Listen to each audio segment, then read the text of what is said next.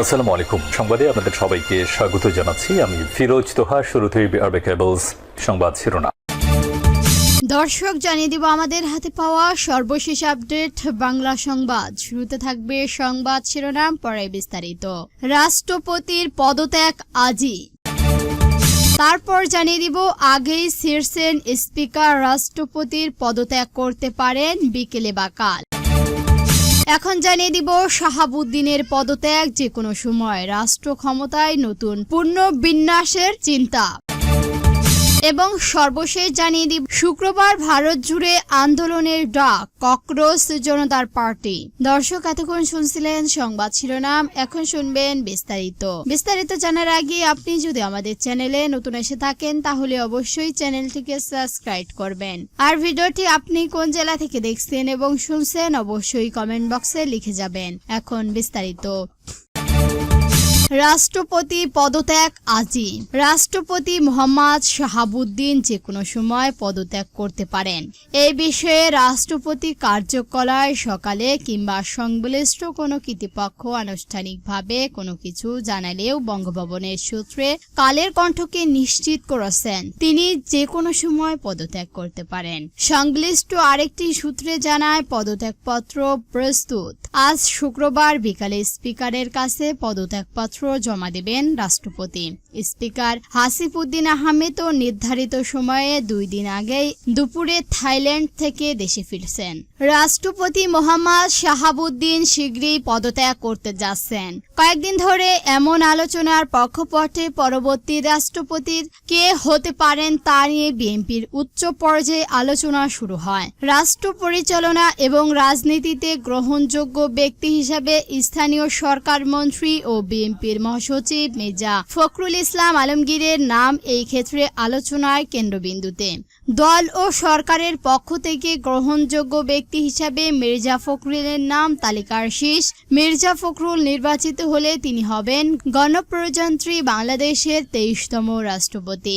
দলীয় সূত্রে জানায় দলের অনুগত এবং দুঃসময়ের কাগুনি হিসাবে তাকেই বিবেচনা করা হচ্ছে পরবর্তী রাষ্ট্রপতি হিসাবে। দীর্ঘ রাজনৈতিক জীবনে মির্জা ফখরুলের ইতিবাচক মনোভাব এবং বাংলাদেশপন্থী রাজনীতি তাকে সরোজম গ্রহণযোগ্য করে তুলছে। দল মত নির্বাচনে তিনি একজন সর্জন রাজনীতিকর হিসেবে অক্ষতে অর্জন করেছেন। মির্জা ফখরুল ছাড়াও দলের স্থানীয় কমিটি সদস্য খন্দকার মোশাররফ হোসেন এমপি, ডক্টর আব্দুল মঈন খান এমপি ও নজরুল ইসলাম খানের নামও আলোচনায় রয়েছে। তাদের প্রত্যেকের দলের প্রতি অনুগত, দেশ ও দেশের মানুষের প্রতি কমিটমেন্ট রয়েছে। দলের বাইরে অরাজনৈতিক ও প্রগণ্য ব্যক্তি হিসাবে অধ্যাপক ডক্টর মাহবুবুল নামটিও দলের হাই কমান্ডার তালিকায় রয়েছে বলে দলটি সূত্রে জানিয়েছেন। সম্পর্কিত সময়ে দেশের বাইরে থেকে ভিন্ন ব্যক্তির সঙ্গে রাষ্ট্রপতির যোগাযোগ নিয়ে যেসব সংবাদ প্রকাশ হয়েছে সেগুলো নাচক করে রাষ্ট্রপতি মোহাম্মদ শাহাবুদ্দিন গতকাল কালের কণ্ঠকে এই সংবাদের সঙ্গে বাস্তবতার মিল নেই। এগুলো পরিকল্পনা এবং গল্প কাহিনী। পৃথিবী এখন এত ছোট হয়ে গেছে যে ফোন করার জন্য লন্ডন যেতে হয় না। এখান থেকেই কেউ কথা বলতে পারে, মানুষ গল্প বানাচ্ছেন। আগেই ফিরছেন স্পিকার, রাষ্ট্রপতি পদত্যাগ করতে পারেন বিকালে বা কাল। রাষ্ট্রপতি মোহাম্মদ শাহাবুদ্দিন আজকালের মধ্যেই পদত্যাগ করতে পারেন। গত বৃহস্পতিবার রাষ্ট্রপতি বঙ্গভবনে।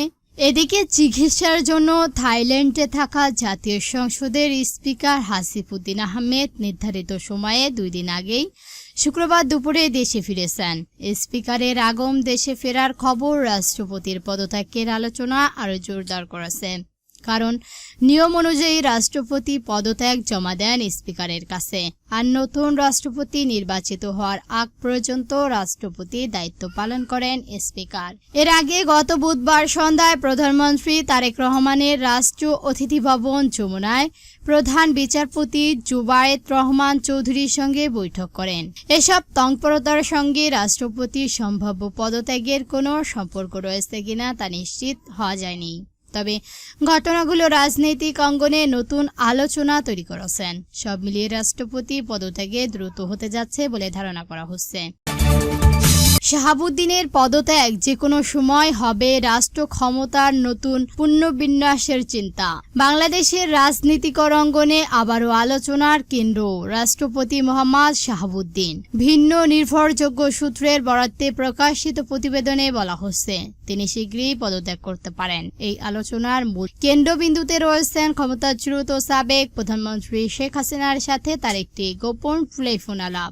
যদিও এই বিষয়ে সরকার বা বঙ্গভবনের পক্ষ থেকে আনুষ্ঠানিকভাবে কোনো বক্তব্য আসেনি, তবুও ঘটনাটি কেবল একজন রাষ্ট্রপতির সম্ভাব্য বিদায়ের খবর নয়, বরং এটি বাংলাদেশের পরবর্তী রাজনৈতিক বাস্তবতা, রাষ্ট্রের নিরাপত্তা ও সাংবিধানিক কাঠামো পুনর্বিন্যাসের সুস্পষ্ট ইঙ্গিত বহন করেছে।